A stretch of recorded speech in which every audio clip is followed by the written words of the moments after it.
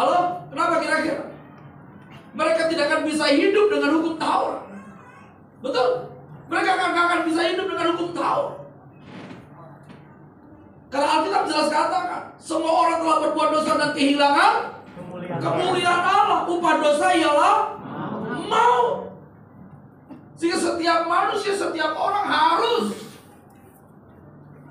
mengambil tempat untuk apa? Bebas dari yang namanya dosa. Tetapi manusia nggak bisa. Sehingga Nabi Yesaya menubuatkan, seorang anaklah lahir untuk kita, seorang putra diberikan, lambang pemerintahan di atas bahunya, dan namanya pun disebut orang penasehat ajaib, Allah yang perkasa, Bapa yang kekal, Raja damai. Sambutlah Dia, Yesus Tuhan, Juru Selamat dunia. 700 tahun. Tapi Yesaya menubuatkan akan kehadiran seorang Juru Selamat. Dia Allah yang perkasa, Dia Bapa yang kekal, Dia Prince of Peace.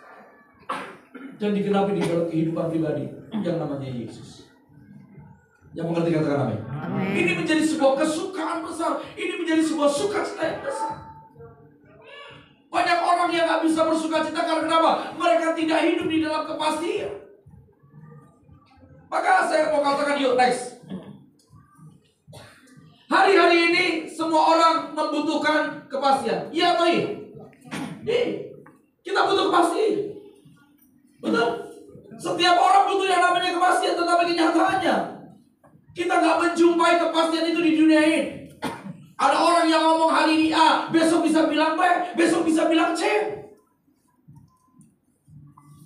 Betul? Gak ada kepastian. Ada hanya orang-orang yang cuma apa? Umbar janji. Gak ada kepastian. Tetapi saya mau bilang, banyak orang-orang yang sedang mengalami harap-harap cemas. Gak pernah tahu akan terjadi apa di depan. Gak pernah tahu akan terjadi tahun 2023. Karena belum ada kepastian. Setuju gak Bapak? Tetapi itu kata orang dunia. Buat orang yang kenal Kristus, Natal sedang bicara bagaimana setiap kita sebagai gereja Tuhan, kita memperoleh kepastian. Kita memperoleh harapan yang pasti. Yang sepakat katakan amin. Amin. Jika Bapak Ibu kasih oleh Tuhan, yang perhatikan. Cepat yuk next. Dalam Matius pasal 2 ayat 10 dikatakan apa? Ketika mereka melihat bintang itu, sangat bersukacitalah. Betul? Mereka. Siapa ini? Orang Majus, para kepala. Mereka melihat bintangnya di timur. Mereka bersukacita. Orang Majus ini belum lihat Yesus loh. Mereka baru melihat apa? Tanda bahwa akan kehadiran seorang Raja Damai, akan kehadiran seorang Juru Selamat. Mereka baru lihat tanda aja, mereka bersuka cita.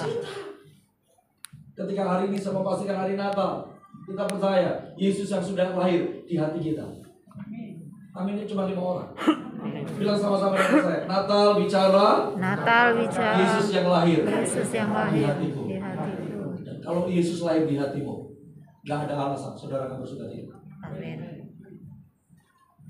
Halo, ketika hari ini saudara menyadari bahwa Natal sedang bicara Yesus yang lahir di hati kita, harusnya kita bersukacita. Kalau orang Majus baru lihat tanda kehadiran Yesus, mereka sudah bersukacita. Apalagi saudara dan saya ini, kita sudah lihat, kita sudah merasakan, kita sudah mengalami kelahiran Kristus di dalam diri kita. Maka saya percaya bahwa hari ini setiap saudara harus mengalami sukacita. Bilang kanan kirimu, kamu harus bersukacita. Bilang kamu juga. Amen. Dan saya selalu bilang, orang yang bersukacita minimal ada Senyum. Coba kasih, lihat kanan kirimu, sudah kasih senyum loh. Haleluya. Saya percaya kita harus tersenyum hari ini. Sepakat Bapak Ibu? Iya. Banyak orang-orang di luar sana gak bisa senyum, saudara. Karena apa? Karena saya mau pastikan, karena mereka tidak hidup di dalam kepastian. Mereka hanya harap-harap cemas. Apa yang akan terjadi ya? Apa ya? Mereka hanya berharap-harap. Tetapi kepastian itu gak kunjung datang dalam hidup mereka. Tetapi percaya hari ini Natal sedang bicara bahwa Yesus membawa harapan yang pasti bagi hidupmu. Dunia gak pernah kasih harapan yang pasti, tetapi Yesus kasih harapan yang pasti dalam hidup. Amen. Dan kalau kita mencatat bahwa harapan kepada Tuhan tidak pernah mengecewakan. Amin. Amin. Bapak Ibu kasih oleh Tuhan Yesus Kristus, ayo jadikan momen Natal hari ini. Jangan biarkan kita nggak bersuka cita. Pribadi yang paling senang ketika setiap gereja Tuhan nggak bersuka cita. Siapa itu? Setan. Iblis. Iblis nggak senang kalau anak-anak Tuhan bersuka cita. Halo? Ketika Natal ini harusnya bersuka cita, iblis nggak senang lihat anak-anak Tuhan bersuka cita. Iblis senang kalau nanti sebentar saudara pulang, saudara berantem di rumah.